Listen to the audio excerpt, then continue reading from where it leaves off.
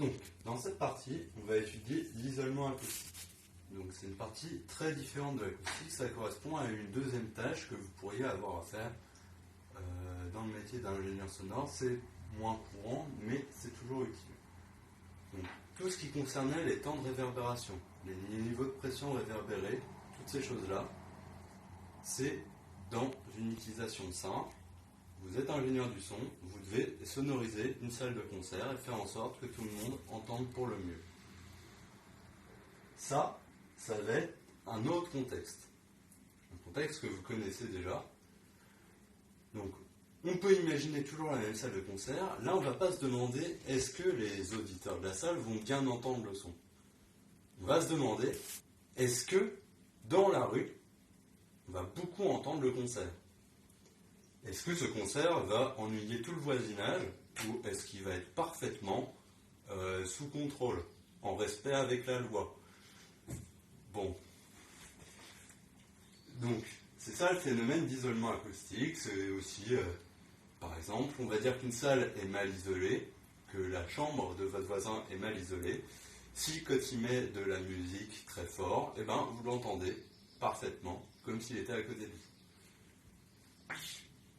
Donc on va un peu schématiser ça. On va considérer deux salles. Une salle A, dans laquelle il y a votre voisin qui écoute de la musique. Et une salle B, dans laquelle il y a vous. Est-ce que vous pouvez profiter de la musique du voisin? C'est ça la question de l'isolement. Donc on va se demander si la salle A est isolée. Alors, sur quoi ça va jouer? Déjà, on peut faire la notion la plus simple. Ça va s'appeler l'isolement brut. L'isolement brut, en fait, consiste. Donc on va le noter B. Le niveau sonore en A, c'est le son, le niveau sonore auquel votre voisin écoute de la musique. Peut-être 80 décibels. Une partie de ce son va être transmis à la salle B. Mais dans tous les cas, dans la salle B, il y aura un niveau sonore plus bas. Peu importe le combien il est, on va l'appeler le niveau sonore LB. Et bien, l'isolement brut, c'est simplement ça, le niveau sonore en A moins le niveau sonore en B. Donc, plus l'isolement brut est proche de 0, plus les niveaux sonores sont égaux. C'est-à-dire que B n'a pas beaucoup diminué par rapport à A. C'est-à-dire qu'une grande partie du son est transmise. Donc si D est proche de 0, la salle A n'est quasiment pas isolée. En revanche, si D est proche de LA, la salle A est très bien isolée. Donc ça, c'est une version un peu naïve de l'isolation. Le problème, c'est que c'est un peu trop naïf. Notamment, ça peut dépendre du niveau acoustique qu'on met à la base. Donc c'est un assez gros problème. C'est pour un son donné. Et nous, on voudrait une notion d'isolation qui ne dépend que de la paroi. Cette paroi-là. Alors, comment on va faire?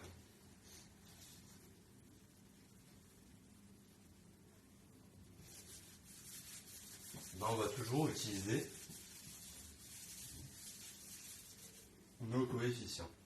Évidemment, là, le coefficient qui va nous intéresser, c'est le coefficient de transmission, c'est-à-dire le pourcentage du son qui sera transmis par cette paroi.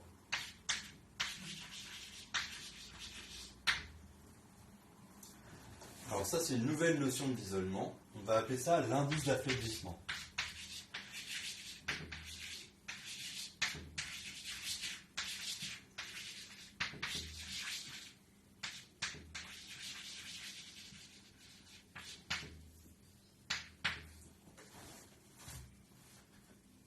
Et là, on a un premier problème. Le premier problème est le suivant. Plus le coefficient taux est grand, plus le son est bien transmis. Mais le fait que le son est bien transmis, ça signifie que la salle est mal isolée. Donc plus ça c'est grand, plus l'isolation est petite. Donc on ne va pas pouvoir prendre taux dans la formule. Il va prendre ce qu'on fait toujours, l'inverse de taux, c'est-à-dire 1 sur taux.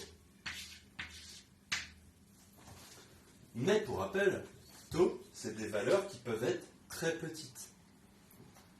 C'est compris en fait entre 0 et 1. Donc théoriquement, la plus petite valeur de 1 sur taux, c'est que taux vaut 1, ça va valoir 1. Et la plus grande valeur de 1 sur taux, il n'y en a pas. Ça peut être aussi grand qu'on veut. Par exemple, pour un coefficient de transmission de 0,01, 1 centième, donc ça peut totalement arriver, on va être à 100. Et donc, qu'est-ce qui se passe? On a des valeurs qui sont très espacées. On peut avoir des très petites valeurs et des très grandes valeurs. Et vous devriez vous rappeler ce qu'on fait dans ce cas-là. On prend une échelle logarithmique. Ce qui va avoir tendance à rapprocher les valeurs. Mais, comme vous le savez, assez souvent on le compense par un facteur qu'on met devant. Ça ne va pas être très original. Ça va être ce 10. C'est pour garder une certaine cohérence avec toutes nos formules. On pourrait l'obtenir différemment, mais je préfère l'expliquer comme ça. C'est la manière la moins mathématique de l'expliquer. Et donc ça, c'est ce qu'on va considérer comme indice d'affaiblissement, c'est R. Et on aura bien ce qu'on voulait. Plus R est grand, plus la salle est bien isolée. C'est-à-dire plus la paroi affaiblit le son.